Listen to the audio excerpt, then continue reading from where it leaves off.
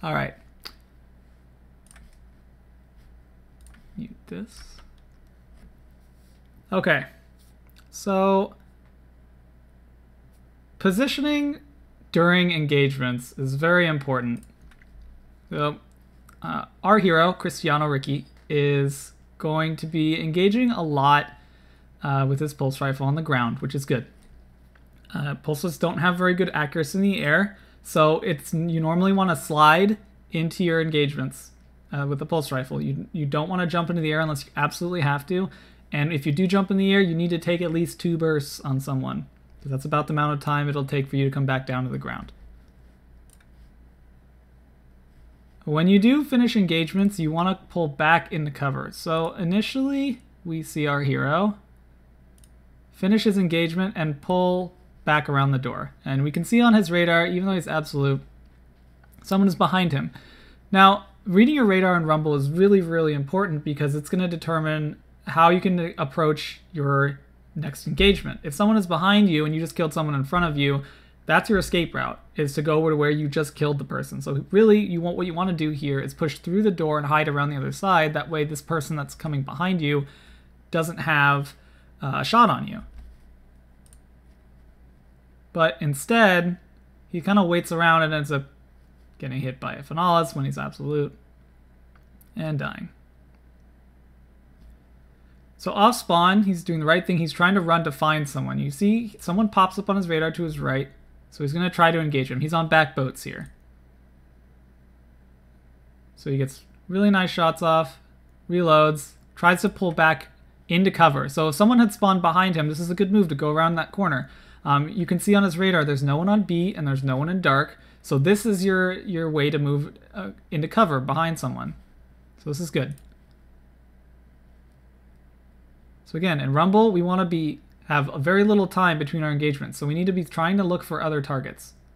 Now, how do we look for other targets? Ideally, when we're looking for other targets, we're pulling out of cover, engaging, and if the engagement goes wrong, we're pulling back into cover. You don't want to be very far away from your cover at any point, and at no point do you want to be searching in the center of a lane to find a target. That's bad.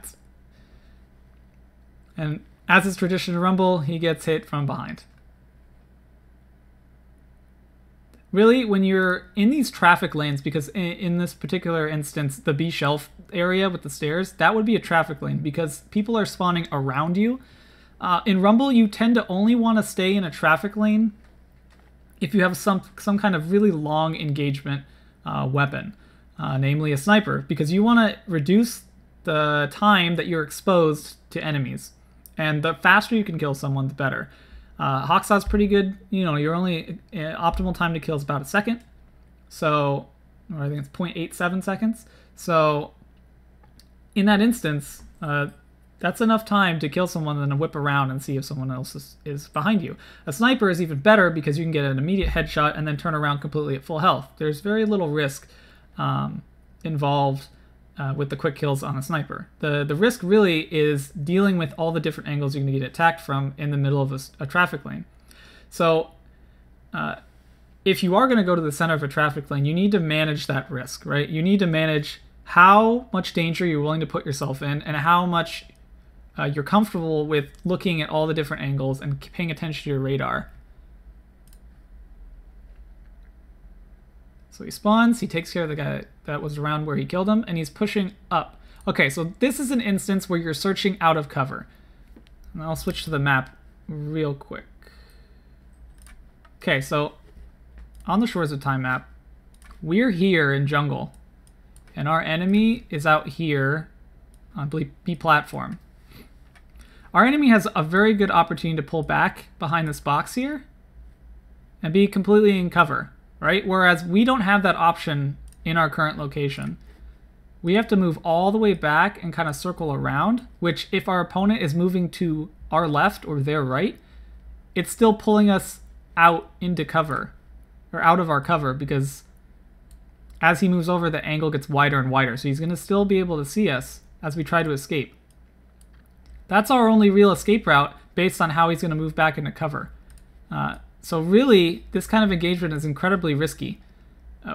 If you're going to try to engage on B plat, let's say, because he was, Cristiano was back here around the rock in the back of the jungle, and he killed someone over here, right? So after that engagement, we don't want to push into an area where if we manage to have to get into another engagement midway through our push, we have no escape route. If we push around to the boat, the elevation of the boat is going to act as cover. So you can dip down by crouching, and basically the cover here of the elevation is going to, or the elevation here is going to provide you cover, or you can even move back behind the boat, which is something I don't see very many people do at all. But this gives you perfect cover from basically every angle that you're likely going to attack from, unless someone is out on B boat. But at that point, you already know that when you're on this jungle boat anyway. So let's go back.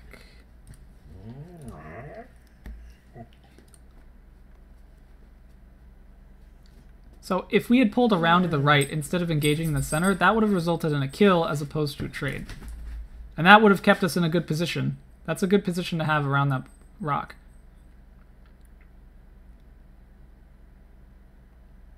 So he has him absolute, and he's just trying to bait him in here with his shotgun. So he has the right weapon up for his engagement. The guy isn't really taking the bait. He's circling around him. I would consider this improper reading your radar, because the guy went all the way around and you were in the perfect position to catch him as he comes into A. Now that you haven't caught him as he's set up in A, this push back inside is very risky. Alright, time to go. Come on. Up you go.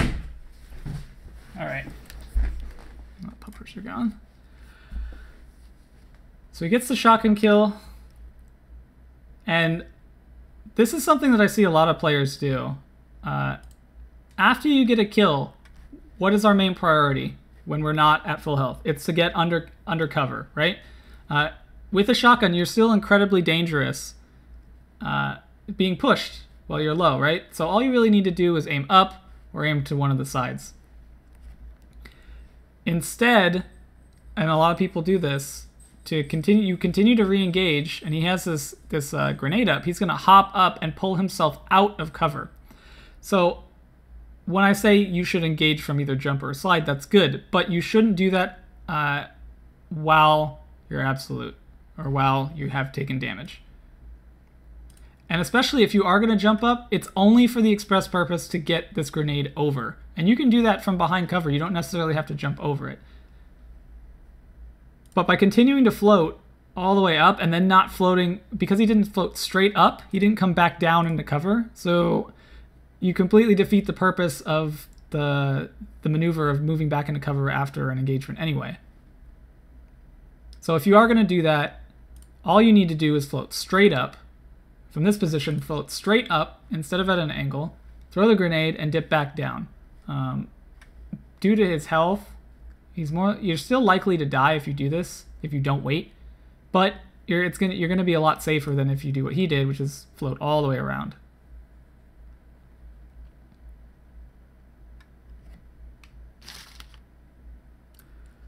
Okay. So again, searching for targets in the center of the lane. He's not next to his cover. He doesn't have himself exposed, and he's pulling himself out of his cover to engage. So this engagement is okay, but ideally, during your engagement, you should actively be moving back. Into cover. So you should be moving to the right instead of back out of cover to the left like he did. Always be aware of where your cover is. Always be aware of where you came from. And if where you came from was safe, then you want to move back towards that in the middle of an engagement.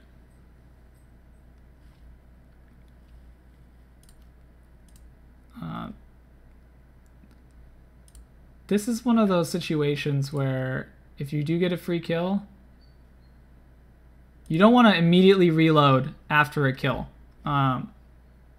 If you have enough bullets in your gun to miss twice. If you can miss twice with your gun, especially a pulse rifle, if you can miss 2 bursts with your gun and still have enough bullets to kill someone, if you get all body shots, you don't need to reload.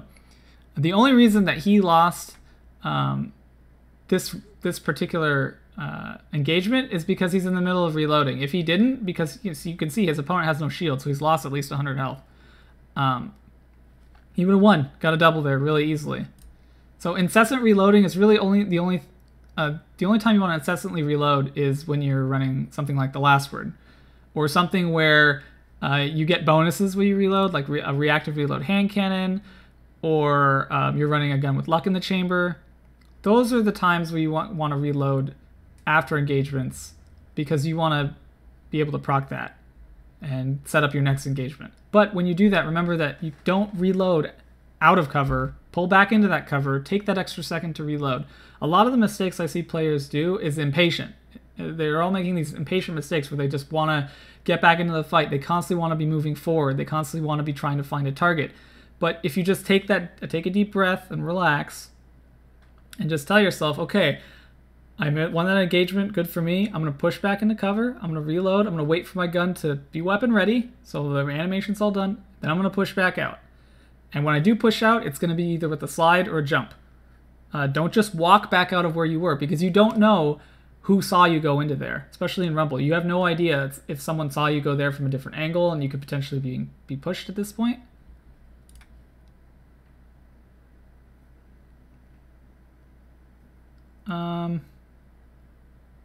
Okay, so when you move through traffic lanes to try to find targets, you want to do it as quickly as possible. So Cristiano does a really good job of doing the little Warlock surf to try to get to locations where he can find someone. If you're a Titan or a Hunter using bones, the same thing. You should be skating through the traffic lanes to try to find someone. When you move through traffic lanes, keep in mind that if someone pops up on radar, you need to decide, hey, where's my cover? And am I safe to pull out of where I'm moving through to engage that person? Always keep in mind where your cover is, how you're going to engage from it, and how you're going to be able to move back into it. Ideally, you want to be able to play every map backwards. You need to know the map so well that you don't have to look forward to move around the map. You can constantly backpedal and know exactly where you are. That's your goal for learning a map. And that's going to help you with finding cover, because that's just one thing you don't necessarily need to worry about. Yeah, he reloads and pulls back into cover. This is good. And you can see here in this instance, he is half of his body, and you can see by this half of the screen, is covered, right? This is what a proper engagement looks like. You have half your body covered and half your body exposed, but you can see the entire enemy. This is perfect, because not only are you basically creating a half head glitch or a body glitch, but you have a perfect opportunity to pull back into cover if the engagement goes wrong. Now, unfortunately, because like earlier I said, you have to be careful about engaging in the center of traffic lanes. That's one of those instances where he did win that fight, but because he's in the center of the traffic lane, he just ends up getting pushed from the one angle he's not covering.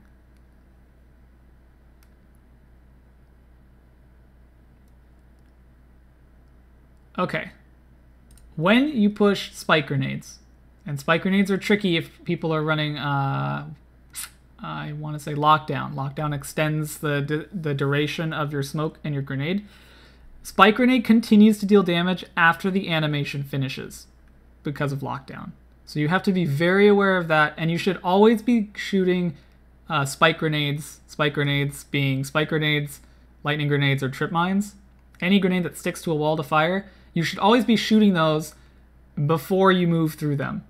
Even if they only have one pulse left, in the case of a lightning grenade, you should still be shooting it off and then pushing through.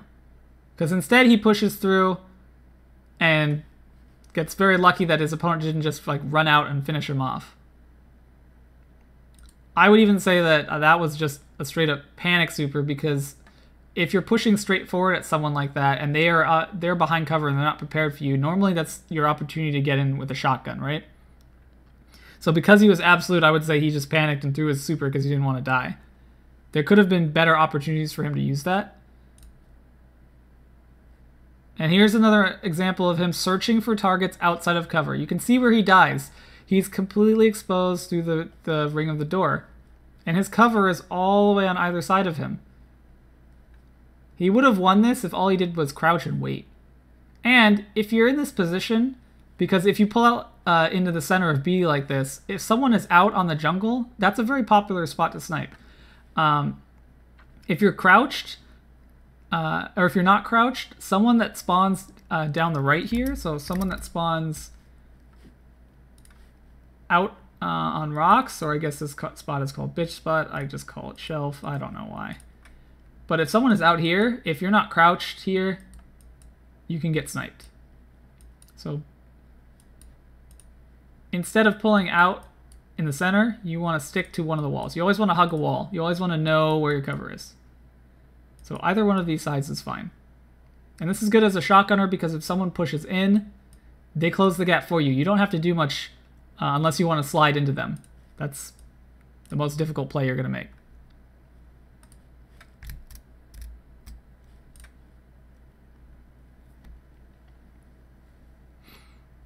I'm like, what happened to that guy? He just got sniped all the way across the map. Okay, going back to the same spot is okay, but again, don't search for targets in the center. Pull to cover and then look for targets. When you look for targets in Rumble, you want to anticipate where people are going. You don't want to try to find them. This isn't hide and seek. This is predictive movement. You want to figure out, and you have to, so part of predictive movement really consists of two things. The first thing is you have to understand where people are going to spawn, right? If you understand where people are going to spawn, then you can take the second step and try to figure out where they're going to move around the map. So an example would be, and you have to pay attention to every single time you spawn on the map you're playing. Whether it's Rumble, whether it's 3s, 6s, anything.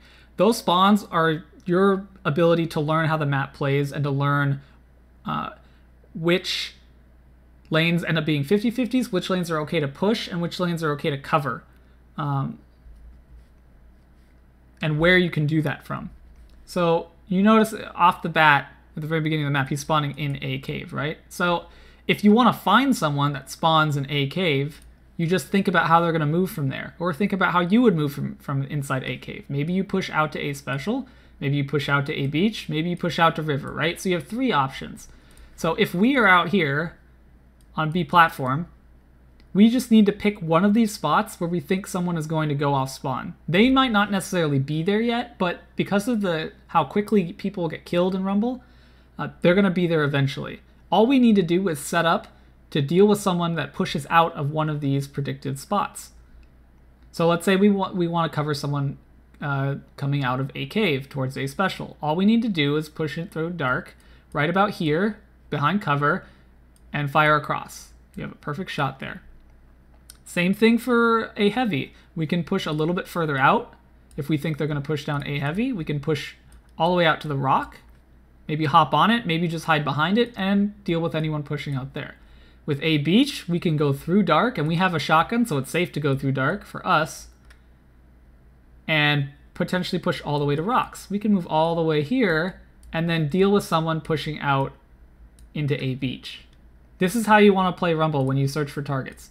You want to know where you're going. You always want to have a plan, right? Again, let's go back to TAR, to think, act, react. You need to think about where someone's going to go. You need to act on it, so you need to go to where you can actually shoot them, and then you need to react to what happens. Let's say you think someone's going to come out a heavy, and you end up setting up on the rock, but no one's there. No one being there is just as good of information as someone being there, because if they're not there, that means you no longer have to cover this lane, right? You no longer need to look down there. That's completely safe. Now you need to think, okay, if they're not there, where would they move instead? Maybe they're in C cave.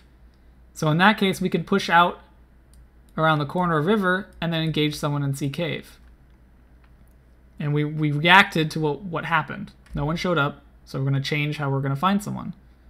All we really need to do is just think about how people are going to move around the map. And people do spawn out in Waterfall, so this is a good push. You know someone could potentially be there, or potentially be pushing to there. The hot spots on Shores of Time happen to be around boats, B platform, and river, really. Not very many people go to beach. It's mostly where you move through. It's going to be most contested when special's up because people are going to be moving through to try to get special. If special isn't up, Just stick to one of these 3 points. Or deal with people moving into those points, and you'll be fine.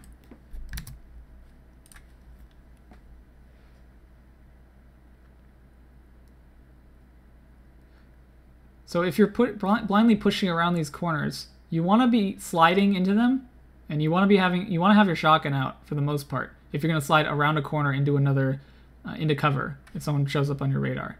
If not, you need to be sliding into cover so you can deal with, someone that you end up seeing. And you're not going to get first shot off if you're sliding out of cover trying to find someone. If you know they're there, you're going to be pre-aimed already. Again, we're not in cover. We're very vulnerable at this point because we're in the center of the traffic lane to being crossfired from multiple places.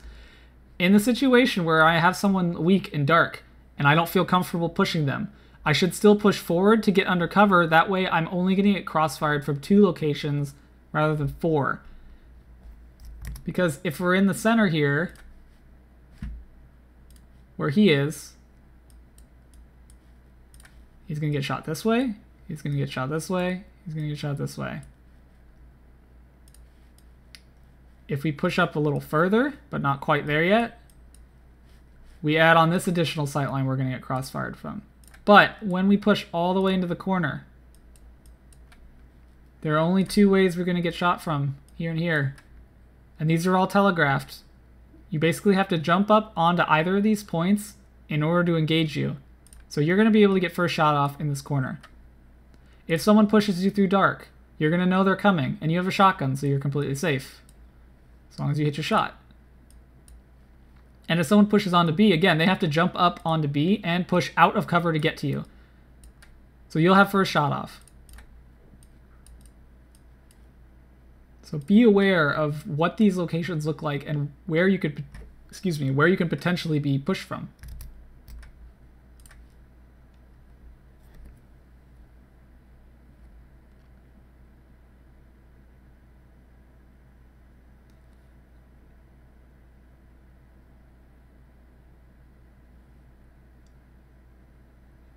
So pushing into dark, again, gets the kill. That's good. Gets crossfired. That's want to happen in Rumble. But we're pushing back to the same spot. And again, we're making the same mistakes. We're pushing back out of cover into the center of the lane. And this is what happens when you're in the center of the lane. You have nowhere to run. As soon as someone spawns over there, you're dead. All I have to do is blink you or double body shot you.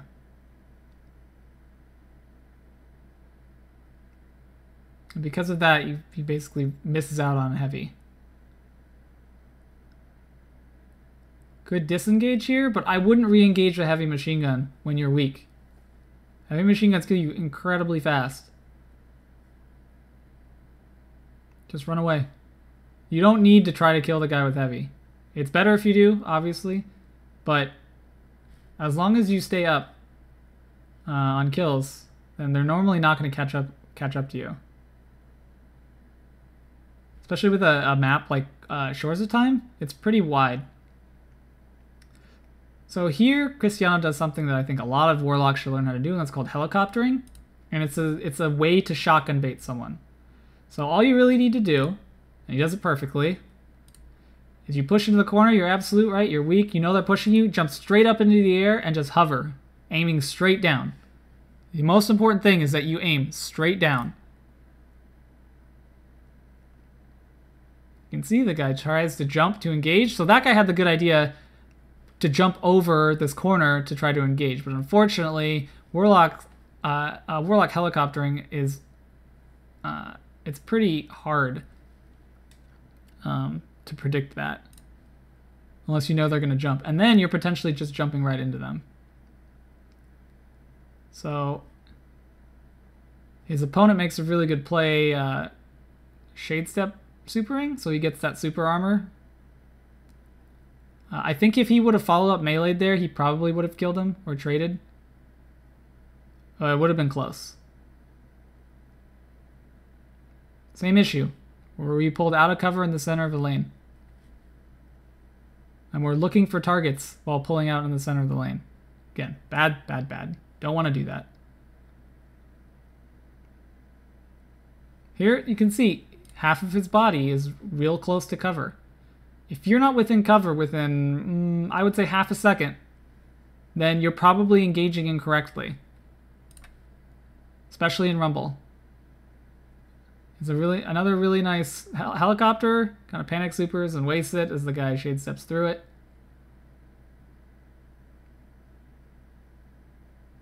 But A for effort.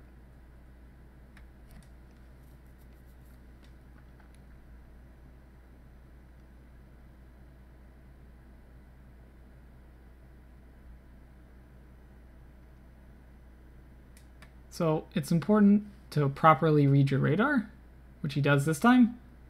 Gets a free kill for it. Has the grenade out.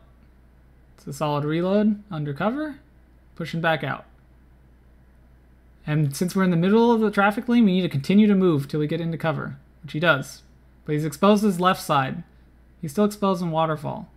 Luckily, he knows where his cover is, so he jumps back into cover, which is good. And you see, he's kind of slowly moving to the right. I would like to see a hard strafe right, but he had the right idea that time, pulling back into cover. And you can see someone is in dark right now. So if you don't pull into cover there, the person that's coming out of the dark tunnel is going to kill you if you're right on that special. And don't be greedy for special, unless you have none, basically. If you have none, then you can sacrifice yourself for it. So Cristiano does something very, very important during Rumble. Especially when you have a Blade Dancer. So when you have a super that can't kill you from a distance, and in this case Blade Dancer can't kill you from a distance, you want to challenge it. And so he challenges it, and the reason you challenge it in Rumble, and I'm only suggesting this for Rumble, not for threes, but if you challenge things in Rumble because you want to trade with a super, because if you don't trade with the super, they're going to potentially get multiple kills with it, and then you're going to fall behind. So we challenge it with the express intention of trading just to keep their points close. Now this is important because, as you can see, he's only 65 points or 55 points ahead of his opponent. So when you challenge supers, the most important thing is to not panic. If you're going to challenge a super, it's just like anybody else, and you kind of have to think about how they're going to move. Most people zigzag when they use Arc Blade. So you can kind of anticipate that with your primary, and you want to prime them with your primary or a grenade. You don't just want to wait for them to get close and try to get a shotgun melee off, because sometimes you don't hit enough pellets and your melee doesn't kill them. If you prime them with your primary, as long as you hit them outside of the range that they're going to kill you in, and you follow up melee immediately after, it's going to result in a trade 9 times out of 10, as long as they're primed. Which he does. He almost gets his entire shield off, so he's almost at half health. So really, he could potentially even shotgun from this range and melee as he's coming in, and it might short stop and not kill him. But waiting for him to be in proper range is fine as well.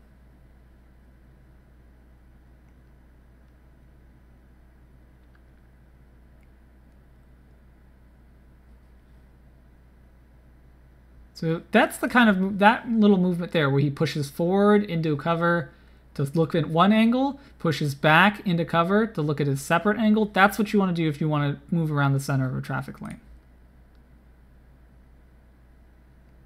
But again, don't push out of your cover. This guy ends up hitting him 4 times with this burden of proof. But if you have to jump and you have your primary out, you have to fire it. You can't wait and just sit there and just be a sitting duck. You have to fire your primary and hope it just hits if you're not using the hand cannon.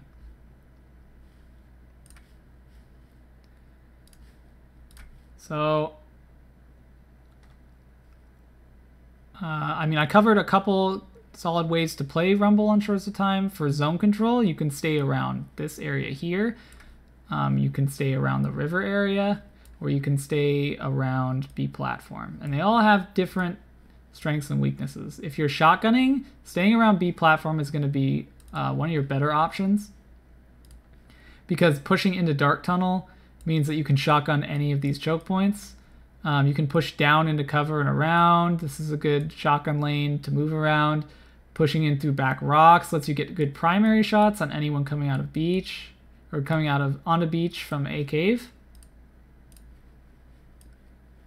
River, similarly, you can get pretty close to people just by moving in and out of cover.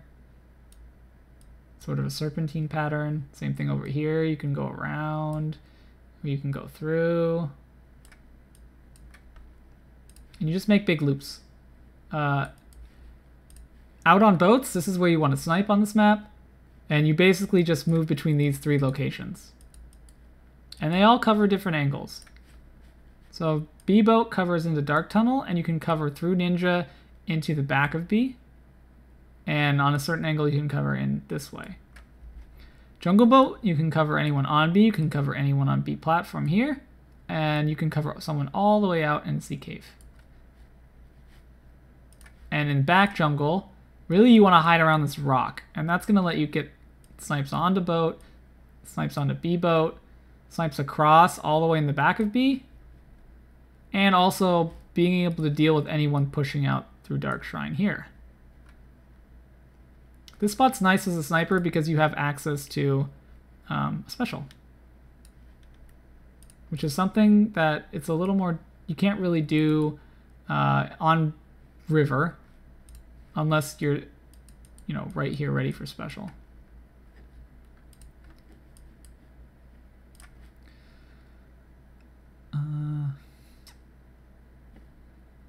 And then in river, if you're going to shotgun, I have the shotgun round. If you're going to snipe, then you can snipe a lot of different ways.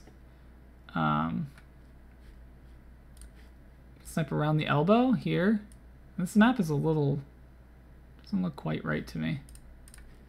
This elbow looks a little bit differently in the game. But you can snipe down here.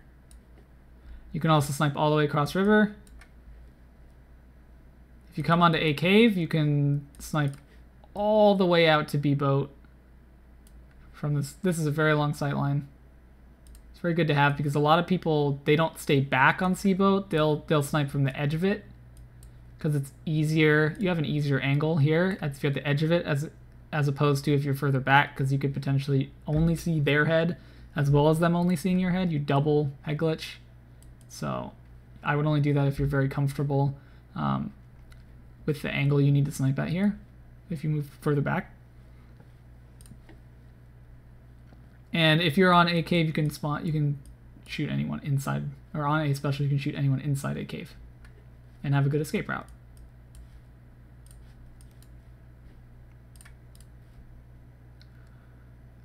Okay, so that's pretty much all I had to cover on this map. Again, the big takeaways for Cristiano were really, if you're going to search for targets, make sure you're doing it from cover and moving back into cover during engagements. Part of understanding cover is being able to walk the map backwards. So it's not just about moving forward. Sometimes it's about moving back to keep that gap going. And definitely practice your engagements from slides more if you're going to continue to use a pulse. Slide out of cover, slide back into cover. Reduce your exposure time.